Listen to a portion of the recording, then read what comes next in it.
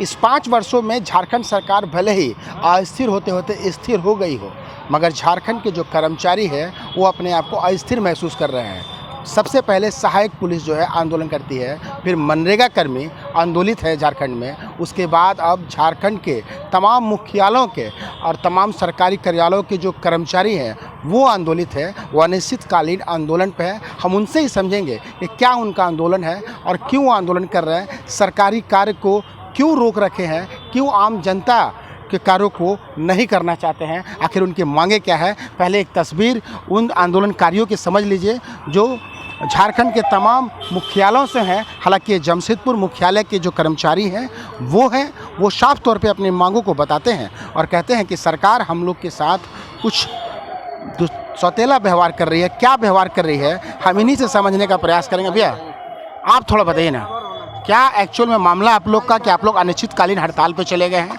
सरकार के सामने ही आप अपना मोर्चा खोल दिए हैं, क्यों? मांग के बारे में तो हमारे अध्यक्ष जो है सारी सूचना आपको दे चुके हैं और बरसों से लंबित है, जो बहुत जल्दी हो जाना चाहिए। कर्मचारी परेशान हैं, सुबह से शाम तक लोग काम करता है, हाँ 24 घंटा जब भी चाहिए बुला लेते हैं लोग। तो काम अगर करा रहे हैं तो समय से उनका जो भी एसीपी का मामला हो, एमएसपी का मामला हो, वेतन वृद्धि का मामला हो, पद वृद्धि का मामला हो, इस सारे मामलों पे अधिकारियों को, सरकार को चिंता करना चाहिए। ये सरकारी कर्मचारी और कई मांगों को लेकर के आवाज़ मुखर कर रहे हैं, क्यों सरकार के सामने ही तन के खड़े हो गए हैं? आखिर क्या इनकी परेशानी है, क्यों सरकार के सामने अपनी मांगों को इस तरह से मांग रहे हैं कि सरकार भी बैकफुट पे नहीं आ रही और आप लोग अनिश्चितकालीन धरने पे हैं, हड़ताल पे हैं? हाँ। क्यों? हम लोग सरकार से, आपको तो पूर्व में ही बताए, हम लोग 2022 से ही हम लोग कोशिश में हैं कि सरकार हम लोग को मांग ले। हम लोग को विशेष मांग नहीं है, मात्र हम लोग के वेतन में 500 रुपये का अंतर है, विशेष का अंतर नहीं है। अगर हम लोग को सरकार मांग लेती तो हम लोग धरने पर क्यों बैठते हैं, हम लोग इन नौबत क्यों आता? हम लोग अपने काम पर विश्वास करते हैं, ना कि धरना प्रदर्शन पर, हड़ताल पर हमको हैं। हम लोग विवश हो गए, हम लोग अपने मांगों को लेकर हम लोग जो है 22 से हम लोग हैं, अनवरत जारी है। सरकार के द्वारा हम लोग मांगों पर ध्यान नहीं दिया गया, मांगे नहीं मानी गई, हम लोग विवश होकर हम लोग धरने पर बैठा गया है। मूल मांगे क्या है? मूल मांगे हैं हम लोग को जो है ग्रेड पे में सुधार किया जाए, पूर्व की भांति किया जाए। हम लोग नया मांग नहीं है। हम लोग जो पूर्व में जो बहाल होते थे, जो भी लिपिक में उनके ग्रेड पे 24 होता था, अभी भी जो बहाल हो रहे हैं उनको ग्रेड पे 24 हो दीजिए।